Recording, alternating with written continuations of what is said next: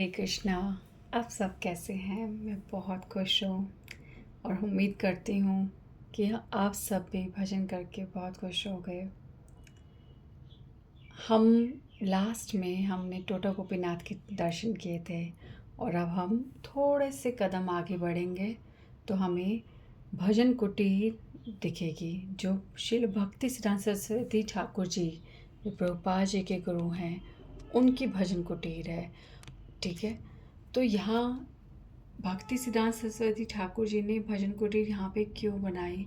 ये एक बहुत ही सुंदर एक लीला है। यहाँ पे गौरांग महाप्रभु ने यहाँ पर ये जो है, यह जो स्थली है, इसे चातक पर्वत बोलते हैं। ठीक है, चातक पर्वत। तो चातक पर्वत मिट्टी से बना हुआ है। ठीक है, मिट्टी का पर्वत है। और एक बार जब महाप्रभु समुद्र में स्नान कर रहे थे तो उन्हें ऐसा प्रतीत हुआ कि वो चातक पर्वत गोवर्धन है। उन्हें गोवर्धन की तरह वह प्रतीत हुआ और महाप्रभु बहुत तेज़ी से उस पर्वत की ओर भागे और उन्होंने ऐसा महसूस किया, उस लीला में ऐसा दर्शन किया कि भगवान कृष्ण बलराम बहुत सारी गायों के साथ उस पर्वत पर चढ़ रहे हैं, गायों को चराने जा रहे हैं। और महाप्रभु देख रहे हैं कि ये गोवर्धन पर्वत कितना भाग्यशाली है, श्री हरि को कितनी सेवा देता है, ब्रजवासियों को कितनी सेवा देता है, जल प्रदान करके, स्थान प्रदान करके और कुंज प्रदान करके। तो ये चातक पर्वत, ये गोवर्धन पर्वत बहुत भाग्यशाली है। तो ये चातक पर्वत भगवान को गोवर्धन पर्वत दिख रहा है और भगवान बहुत ही आनंद, बहुत ही उत्साह, बहुत गति से भगवान कृष्ण को दर्शन पाते हुए भाग रहे हैं। और समस्त भक्त, स्वरूप दामोदर जी, भगवान आचार्य, गोविंद, सब लोग भगवान महाप्रभु के पीछे भाग रहे हैं उन्हें रोकने के लिए। और भगवान आचार्य जो लंगड़ा के महाप्रभु को रोकने का साहस कर रहे हैं, वो भी उनके पीछे पीछे भाग रहे हैं। और भगवान जैसे ही करीब पहुंचते हैं, भगवान सात्विक भाव के घेर के, सात्विक भाव उनके अंदर सारे आ जाते हैं और वहीं पर गिर जाते हैं। और ये बहुत ही सुंदर लीला है। और इस सुंदर लीला का दर्शन श्री भक्ति सिद्धांत सरस्वती ठाकुर जी ने किया। उन्होंने इस लीला स्थली में उन्होंने ऐसा दर्शन किया था। ये वो स्थान है जहाँ से महाप्रभु रोज़ स्नान करके इस मार्ग से होते हुए, क्योंकि यहाँ पर अभी हमने पीछे पढ़ा था, गदाधर पंडित जी टोटा गोपीनाथ में रहते हैं। तो महाप्रभु नित्य टोटा गोपीनाथ के दर्शन करते थे, गदाधर पंडित जी से मिलते थे और इसी रास्ते से वो जगन्नाथ मंदिर की ओर जाते थे। तो ये लीला भी इसी स्थान पे हुई। और श्री भक्ति सिद्धांत सरस्वती ठाकुर जी ने ऐसा दर्शन किया, जब मतलब कितना सुंदर है कि उन्होंने अपने जीवन की इतनी सुंदर लीला का दर्शन, भगवान की साक्षात लीला का दर्शन उन्होंने वहाँ पे किया और उन्होंने उसी स्थान को अपनी भजन स्थली बना लिया। भक्ति सिद्धांत सरस्वती ठाकुर जी ने उसी चातक पर्वत के बिल्कुल करीब, जहाँ से उनको चातक पर्वत के पूर्ण दर्शन हो, उन्होंने इस प्रकार से अपनी कुटिया वहाँ बनाई है और खिड़की का फेस बिल्कुल एग्जैक्टली उस तरफ बनाया है जहाँ से उनको चातक पर्वत दिखता। और उन्होंने अपने अंत काल में, जब उनकी प्राकट्य लीला समाप्त होने वाली, उनके अंत समय में उन्होंने इसी भजन कुटीर में रहकर बहुत भजन किया।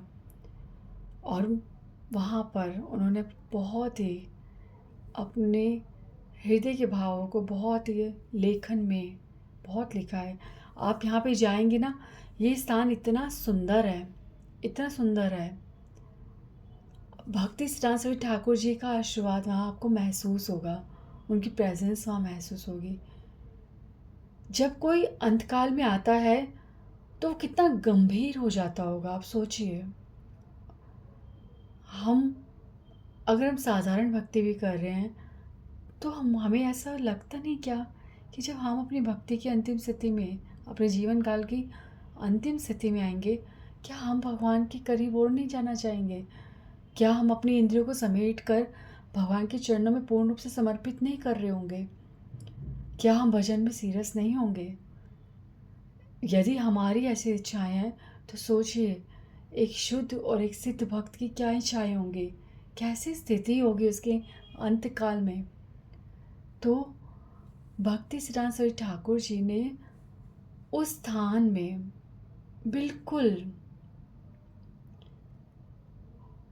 एक सुंदर शुद्ध भजन करा है। उस भजन की शक्ति, उस भजन के प्रभाव को हमें उस स्थान पर जाकर वहाँ बैठकर महसूस करना है।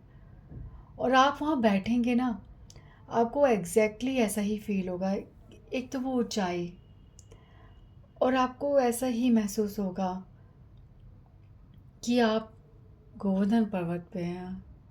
चारों तरफ जगन्नाथपुरी दिखता है, पेड़ दिखते हैं, घिरा हुआ सा दिखता है, वृंदावन दिखता है। और दूर से देखो, दूर देखो ऊंचाई से तो यमुना जी यानी कि समुद्र दिखता है। तो श्री भक्ति विनोद ठाकुर कहते हैं, तुम्हार उद्दीपक अमार प्राण। भक्ति सिद्धांत सरस्वती ठाकुर जी का ये स्थान उनका उद्दीपक था, और साक्षात उद्दीपक, जहाँ उन्होंने गौरांग महाप्रभु की इस लीला का दर्शन किया, उसे रियलाइज़ किया। और यहाँ पर श्री प्रभुपाद जी भी ठहरे हैं, और ये स्थान इतना सुंदर है। आप यहाँ पे आके भजन कीजिए। और यहाँ पे इतना भजन कुटीर को इतना अब तो और व्यवस्था इतनी सुंदर कर दिया है, उसे रिबिल्ड कर दिया है। वहाँ पे वेद व्यास जी की भी मूर्ति है जिसके आप दर्शन करेंगे। और एक ना ऐसे परिक्रमा मार्ग बना रखा है उनकी कुटिया का, वहाँ पर इतना कुछ लिखा हुआ है। भक्ति सिद्धांत सरस्वती ठाकुर जी ने इतनी गहन बातें लिखी हैं, इतनी गहन बातें। न जाने हमारे कब भाग्य जगेंगे कि हम उनका स्पर्श पाएंगे, उनका अध्ययन करेंगे, उन्हें रियलाइज़ करेंगे। फिर भी भक्तों की इतनी कृपा है, उन भक्तों ने हम पे इतनी कृपा करी जिन्होंने उनकी राइटिंग्स को वहाँ पे इतने बड़े बड़े पोस्टर्स, इतने बड़े बड़े फ्रेम्स बनाकर उन्हें वहाँ पे उन्होंने लगा रखा है। न जाने हम कम पढ़ेंगे, पर फिर भी वो थोड़ा सा पढ़ते भी, थोड़ा सा पढ़ते ही हम महसूस कर सकते हैं कि हम किससे कनेक्टेड हैं। श्री भक्ति सिद्धांत सरस्वती ठाकुर जी जो एक नारियल की भांति कितने कठोर दिखते हैं, पर अंदर उतना ही उनके रस भरा हुआ है। अंदर से वो उतने ही नम्र, इतने भाव विभोर हैं। कितनी रसपूर्ण उनकी राइटिंग है, कितना सुंदर उन्होंने लिखा है। उस राधा रानी की एक बहुत सुंदर मंजरी है, कितना सुंदर उन्हें तत्व लिखे हुए हैं। तो हम कब पढ़ेंगे, कब पहुँचेंगे, ये हमारा दुर्भाग्य है कि हम अब तक इसे अप्रोच नहीं कर पा रहे। पर उन भक्तों ने हमारे हृदय में एक लालच उत्पन्न करा, एक सत्य रखा है हमारे सामने कि आओ और देखो, ये है भक्ति सिद्धांत सरस्वती ठाकुर। तो आप भक्ति सिद्धांत सरस्वती ठाकुर जी की विग्रह का दर्शन करोगे, उनकी भजन स्थली का दर्शन करोगे, उनकी जो बिलोंगिंग्स, उनका जो वो बेड है जो एग्जैक्टली वैसे ही है अभी भी, आप उन सब का दर्शन करोगे। पर उनका रियल दर्शन आपको तब होगा जब परिक्रमा मार्ग में आप उनके जीवन काल में उनके जो बायोग्राफी वहाँ पे लिखी है, उनका जीवन की घटनाएं जो हुई हैं और जो उनकी राइटिंग्स हैं, जब आप उन सब का दर्शन करोगे तब आप श्री भक्ति सिद्धांत सरस्वती ठाकुर से एक संबंध स्थापित करके वहाँ से जाओगे। ये स्थान साधारण स्थान नहीं है। मैं आपको पहले ही बता चुकी हूँ कि अननोइंगली मैं यहाँ पे पहुँची थी, अननोइंगली मैं उस स्थान पर बैठी थी। बट साधु कब हम पे कृपा कर देते हैं, साधु हमें कब चुन लेते हैं, ये असंभव है समझना। आप नहीं जा रहे, आप वहाँ बस आप पहुँच जाओ। वो साधु आपको बुलाता है, साधु बैठा हुआ है कृपा देने के लिए हमें। सत्य तो यही है कि हम वहाँ नहीं पहुँचते, उनका निमंत्रण, उनकी कृपा हमें खींच कर उस स्थान तक पहुँचाती है, वहाँ उनके चरणों में ले जाती है। तो प्लीज़ उस स्थान पर जाकर श्री भक्ति सिद्धांत सरस्वती ठाकुर के चरणों में समर्पित होकर बहुत हृदय से प्रार्थना करिए। और मंदिर प्रांगण इतना सुंदर है, इतना सुंदर। अगर आपको चैतन्य महाप्रभु की लीलाएं पता है ना, तो आपकी तो गर्दन में सर्वाइकल हो जाएगा सीरियसली। ऊपर से लेकर रूफ चारों तरफ महाप्रभु की लीलाएं, एक तरफ कृष्ण की लीलाएं, और इतनी सुंदर लीलाएं, इतनी सुंदर लीलाएं। ऐसे ही टोटा गोपीनाथ में भी है महाप्रभु की सारी लीलाएं। बहुत आनंद आता है, जैसे कुछ क्षणों में ही हमने चैतन्य महाप्रभु के साथ जी लिया हो। इतनी लीलाएं, इतनी सुंदर लीलाएं, बहुत सुंदर लीलाएं, बहुत सुंदर लीलाएं। तो कुछ छूट तो नहीं रहा, बताऊं तो क्या क्या क्या बताऊं। वहाँ बहुत सुंदर है। वहाँ पे राधा गोविंद माधव जी हैं, गौरांग महाप्रभु है वहाँ पर। और आप बहुत प्यारी राधा रानी है वहाँ पे, आप दर्शन करोगे।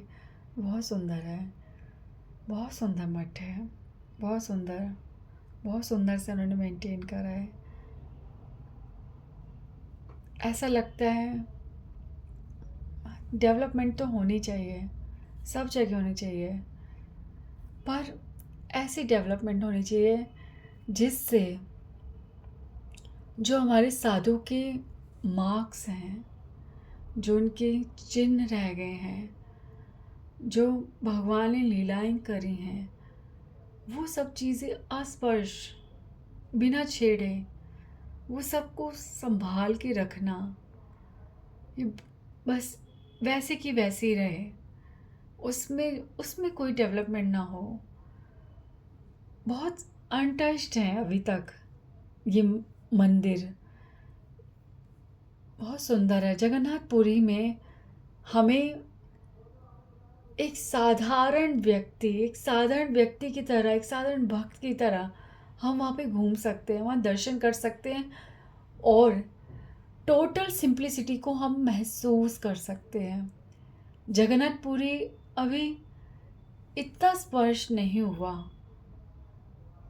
इसे खुशी कहूँ या दुर्भाग्य कहूँ मुझे नहीं पता, बट मैंने इतने सालों की जर्नी में बहुत एवरी ईयर डेवलपमेंट देखा है। तो मैं कहूँगी कि वो डेवलपमेंट तो बहुत हुआ है, बहुत डेवलपमेंट हुआ है। सड़कें बनी हैं, मंदिर रेनोवेट हुए हैं, बहुत कुछ हुआ है, पर फिर भी अभी भी बहुत कुछ ऐसा है जो जैसे का तैसा है, छेड़ा नहीं किया। क्योंकि निवासी नीलाद्र नहीं चरणों अनंत शिरसी। भगवान जो नीलाद्रि के निवासी, जगन्नाथपुरी के निवासी, उन्हें बहुत प्रेम करते हैं, क्योंकि वो बहुत साधारण है, क्योंकि वो सिंपल है, क्योंकि वो भगवान की चीज़ को वैसे ही प्रेम करते हैं जैसे वो है।